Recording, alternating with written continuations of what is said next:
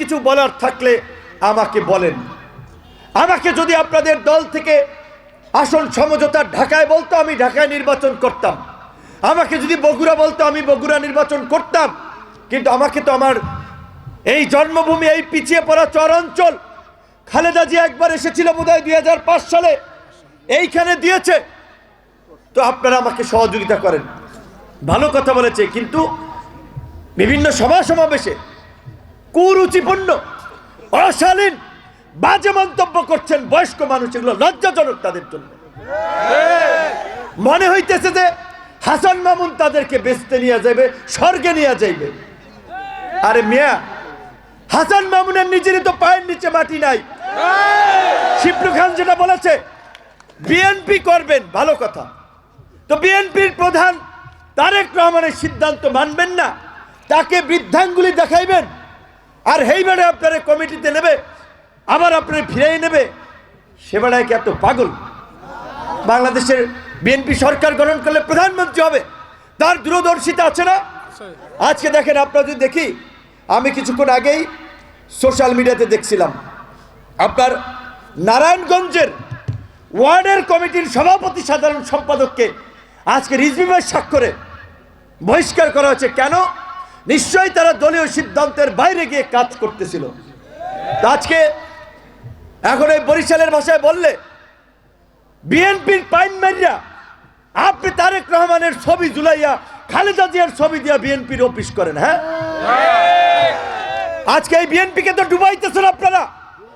জাতীয় নির্বাচনের পরে সামনে স্থানীয় নির্বাচন, যদিও স্থানীয় নির্বাচন নির্দলীয় প্রতীকে হবে, বিএনপি প্রার্থী দেবে, কিন্তু মামুনরা বিশৃঙ্খল করে মানুষ উস্কাই দিচ্ছে। ওই সময় দেখবেন একজনের জায়গায় 3 জন দাঁড়াই যাইবে। সারা দেশে দলের ক্ষতিটা করছে কারা? এই হাসান মামুনের মতো সুবিধাভোগীরা। সুবিধাভোগী বললাম এই কারণে, আজকে আমরা যে ইউনিয়নে দাঁড়িয়ে সমাবেশ করছি, জনাব আলহাজ শাহজাহান খান সাহেব আমৃত্যু বিএনপির জন্য করেছেন, বিএনপিকে এই জনপদে প্রতিষ্ঠিত করে গিয়েছেন, বিএনপির প্রোগ্রামে গিয়ে হামলার শিকার হয়েছেন।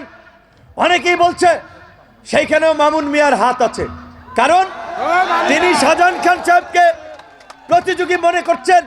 আগেই পথের কাটা পরিষ্কার করার জন্য লেলিয়ে দিয়েছিলেন, কারণ কোনো আওয়ামী লীগের লোক শাহজাহান খান গায়ে হাত তুলবেন এইটা আমার মনে হয় না।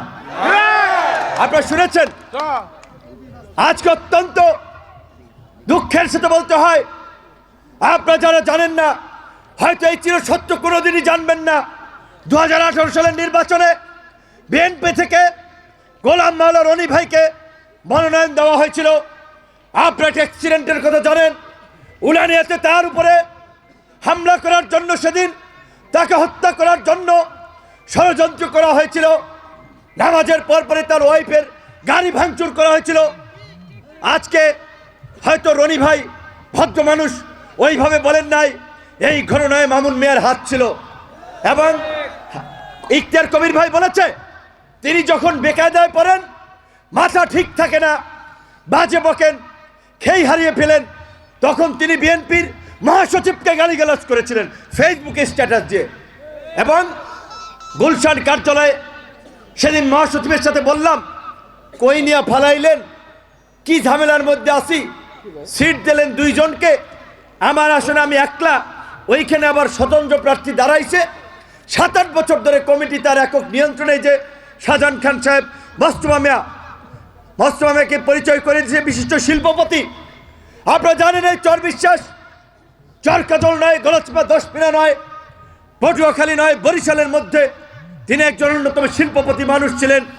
এই দল করতে গিয়ে ব্যবসায়িকভাবে ক্ষতিগ্রস্ত হয়েছেন, আর্থিকভাবে ক্ষতির সম্মুখীন হয়েছেন, তাকে পর্যন্ত অসম্মানিত করেছেন হাসান মামুন।